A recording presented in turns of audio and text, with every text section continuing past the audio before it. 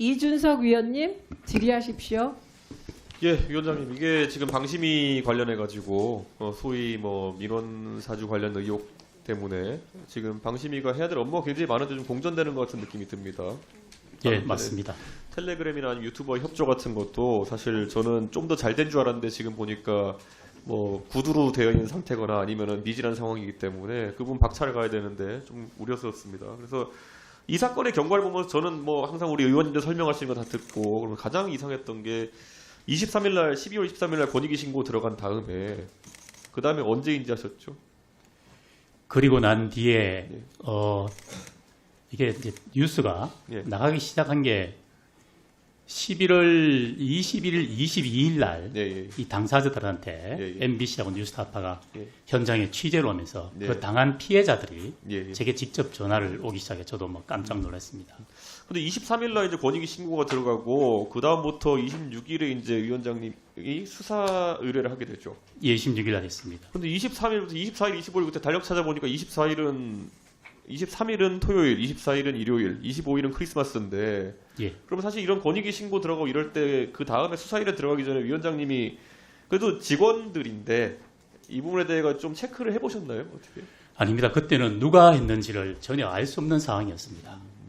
이게 뭐 방심이 직원인지 누군지. 그래서 우리도 성명불상에 내 개인정보를 불법으로 유출한. 그러면 예를 들어 당장 예. 방심위에 그런 전산 담당하는 분들이나 이런 분들한테 아니 이게 유출의 가능성이 있느냐, 예를 들어 해킹의 가능성이 있느냐, 아니면은 진짜 사람이 할 수밖에 없는 것이냐 이런 거는 최소한 절차적으로 검토를 하셨어야 된다 좀 보는 게 왜냐하면 이거 수사일에 들어가면 이거 친고죄도 아니고 반의사 불벌죄도 아니기 때문에 무조건 조직 내에서 이제 수사 결과가 나올 수밖에 없는 상황이거든요. 그러면은 이런 걸 아예 수사기관에 넘기기 전에 파악하기 위해서 어떤 절차들을 진행하셨는지가 약간 궁금하거든요. 예, 저희들이 내부적으로 이게 해킹에 한 것이냐, 내부에서 누가 정보를 유출한 것인가 여러 가지 검토를 우리가 내부적으로 판단할 수 있는 근거가 없었고, 그리고 국가민원기관 사상 이렇게 수백 건의 개인정보가 유출된 게 전무후무한 일이었습니다.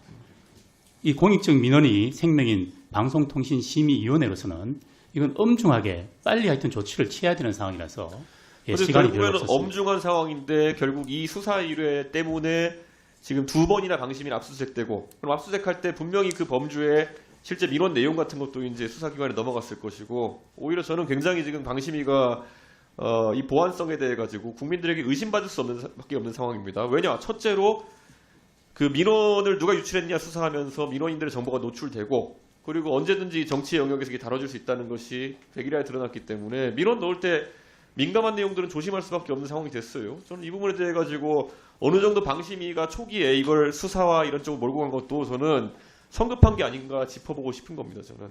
그리고 여기 보면은 제가 지난번에 방심위 관련해서 청문회 할 때 제가 지적했던 게 아까 최영두 의원님도 비슷한 부분 지적하셨는데 방심위 민원하는데 우선 이 심사한 데 있어가지고 들어온 경로, 그러니까 자체 직권 상정한 것인지 아니면은 민원이 들어온 것인지 누가 민원을 넣었는지는 크게 상관이 없잖아요. 맞습니다. 그러면은 여기에 개인정보를 받는 이유 자체가 뭔지가 이제 약간 혼란스러운 거거든요. 이게 물론 누가 장난을 하기 위해 가지고 넣는 걸 방지하기 위해서 할 수 있지만은 개인정보를 취득할 때는 그에 걸맞는 그걸 보유하고 이게 관리하기 위한 이유가 있어야 되는데 지금 없어 보여요. 어떤 측면이냐면은 예. 민원을 신청하고 난 뒤에 예.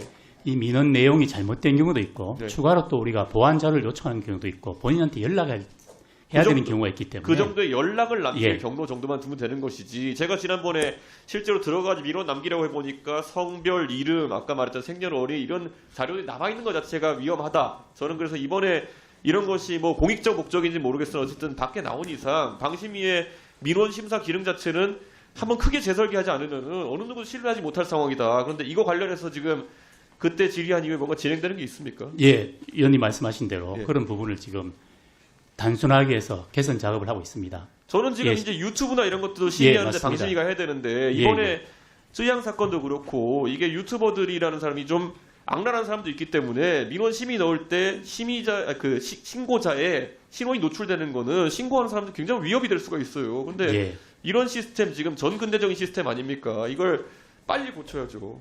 예. 이제 현행 그 민원 처리에 관한 법률에 개인 이외에도 법인 또는 단체 민원인 자격을 인정하고 있는데 성명 및 주소 등이 불명한 경우 민원에서 제외하도록 규정하고 있어서 그랬는데 저희들이 이런 본인 인정 절차를 대폭 관사하도록 좀 준비하고 있습니다. 12월 중에는 간소화 절차가 본인 완료될 인증을 것입니다. 하는데 본인 인증하고 그 결과를 무조건 예.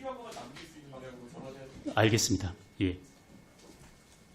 그 본인 인증 절차를 간소화한다. 그 방향이나 이런 거 보고 좀 하세요. 예, 알겠습니다.